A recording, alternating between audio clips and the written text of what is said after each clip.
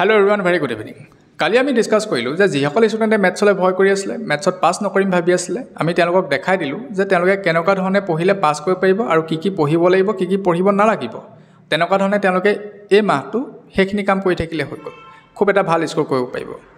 আজি আমি পাতিম যে কেনেকুৱা ধৰণে আমি 85 প্লাস স্কোৰ কৰিব পাৰো আউট অফ 90 তো হেখিনি পাতিম কিন্তু তাৰ আগত মই এটা কথা জনাই ল'ব লাগিব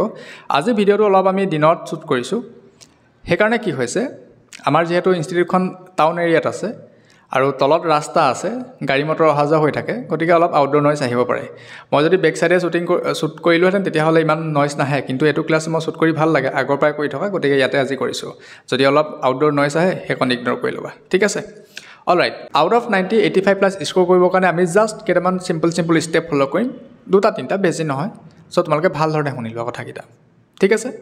আৰু প্ৰথমবাৰৰ কাৰণে আমাৰ চেনেলটোতে যিসকল ষ্টুডেণ্ট আহিছে তোমালোকক জনাই থওঁ যে আমি সোশ্যাল সায়েন্সত ডাইৰেক্ট কোৱেশ্চন দি থৈছো তোমালোকে আমাৰ ভিডিও লিষ্টত যোৱা চেক কৰি লোৱা কোনখিনি কোৱেশ্চন কৈ থৈছো হেখিনি কোৱেশ্চন একদম ফালি পঢ়া আৰু এইখিনি কোৱেশ্চন তোমালোকে মেট্ৰিক পৰীক্ষাত দেখিবলৈ পাবা আৰু কোৱেশ্চন আহিব বিহুৰ পিছতে হেখিনি কোৱেশ্চন আমি হেসকল ষ্টুডেণ্টক ৰিকমেন্ড কৰিম যিসকলে 60 প্লাস 80 প্লাস স্কোৰ কৰিব বিচাৰে যদি অনলি পাস কৰিবলৈ বিচাৰে তেতিয়াহলে হেখিনি কোৱেশ্চন চালে হৈ গ'ল যিখিনি এতিয়ালৈকে দিলো ঠিক আছে এটোই কথা এতিয়া আমি ডিসকাস কৰিম যে কেনেকৈ আমি 90 ভিতৰ 85 প্লাস স্কোৰ কৰিব পাৰিম একদম সিম্পল কথা সৰু কাম কিছুমান আছে হেকিটা কথা আমি ভালকে জানিলে হৈ গ'ল তাৰ কাৰণে তোমালোকে প্ৰথম জানিব লাগিব যে টেষ্টত কিমান মাৰ্কছ আহিছে যিসকলৰ টেষ্টৰ ৰিজাল্ট নাই দিয়া তোমালোকে স্কুলত কন্টাক্ট কৰা ৰিজাল্টটো লোৱা মেথছৰ মাৰ্কছটো লোৱা বা তোমালোকে নিজে হলেও গম পাইছা যে কেনেকুৱা ধৰণৰ মাৰ্কছ আহিব ঠিক আছে এতিয়া মই কম যে তোমাৰ যদি টেষ্টত আউট অফ 90 72 আহিছে তাৰ মানে তোমাৰ 80% আহিছে তেতিয়াহলে তুমি উইকটোত 4 ডেজ মানকে প্ৰেক্টিছ কৰিলেও হ'ব আমাৰ পৰীক্ষালৈকে 4 উইকছ আছে আৰু পাৰ উইক তুমি 4 ডেজ কে মেথছ প্ৰেক্টিছ কৰিলেও হৈ যাব ঠিক আছে নেক্সট তোমাৰ যদি 80% নাই আহা তাৰ মানে 72 যদি নাই আহা 90 ভিতৰত তেতিয়াহলে তুমি অলপ টাইমটো বেছি দিব লাগিব পাৰ উইক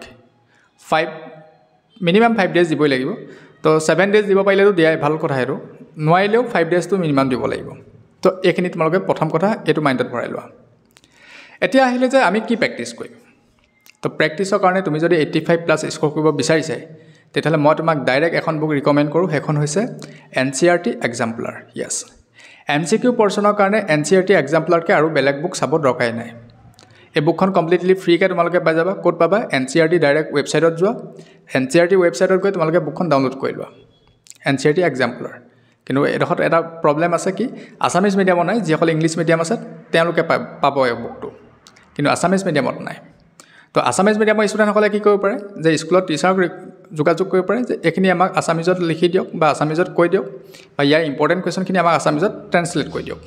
সো তেনেকৈ কৰিব পাৰা আৰু আমাৰ হোৱাটছএপ চেনেলটো জয়েন হোৱাৰ পিছত আমিও তাতে প্ৰভাইড কৰিম বাৰু ঠিক আছে হেখিনি MCQ পৰ্চনৰ কাৰণে আৰু এটো মই গ্যাৰান্টি দি ক'ব পাৰো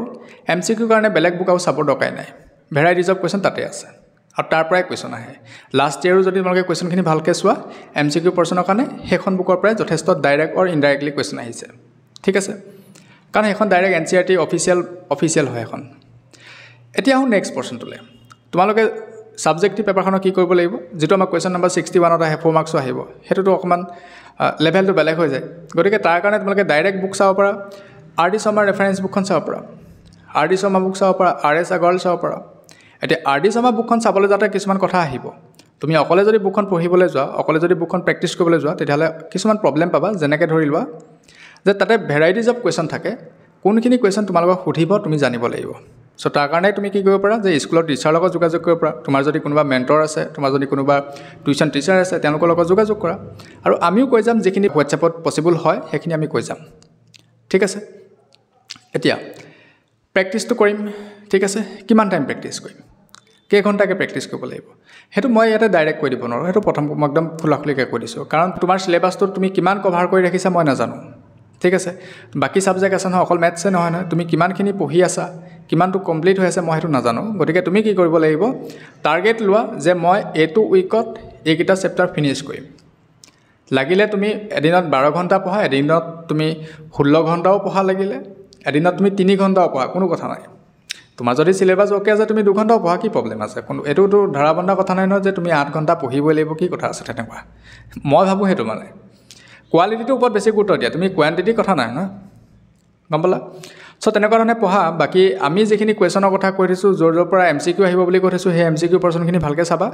আৰু নেক্সট ভিডিঅ' আহিব MCQ কাৰণে তোমালোকে সেইখিনি ধুনীয়াকৈ পঢ়িবা MCQ পৰ্চনৰ কাৰণে তোমালোকৰ খুব এটা ভাল সাউণ্ড নলেজ লাগিব মানে সাবজেক্টিভ পেপাৰখনৰ কাৰণেতো প্ৰেক্টিছ উৰাই ঘূৰাই কৰিব লাগিব হৈ গ'ল সেইটো কথা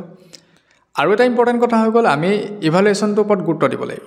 যদি স্কুলত মক টেষ্ট কণ্ডাক্ট কৰে তোমালোকে স্কুলৰ মক টেষ্টত তোমালোকে এপিয়াৰ হ'ব পাৰা বা তেনেকুৱা ধৰণৰ যিখিনি প্ৰেক্টিছ কিবা কিবি টেষ্ট চিৰিজ থাকিব পাৰে সেইখিনি তোমালোকে এপিয়াৰ হ'ব পাৰা তেতিয়া তোমালোকে নিজে নিজক ইভালুৱেট কৰিব পাৰে যে কিমানখিনি তোমালোকৰ আগবাঢ়িছে আৰু আমি অলৰেডি আমাৰ এজেঞ্চিৰ লগত কথা পাতিছোঁ যে মক টেষ্টৰ কথাৰ কাৰণে আমি মক টেষ্টৰ কথা চিন্তা চৰ্চা কৰি আছোঁ ফেব্ৰুৱাৰী ফাৰ্ষ্ট উইকতে যদি আমি কিবা তেনেকুৱা মক টেষ্টৰ বিষয়ে কিবা যদি আপডেট আনিব পাৰোঁ ডেফিনেটলি আনিবলৈ আমি ট্ৰাই কৰিম ঠিক আছে বাকী পঢ়া শুনা কৰি থাকা কিবা প্ৰব্লেম পালে কমেণ্ট ছেকশ্যনত জনাবা বাকী আমি চাই ল'ম wish all the very best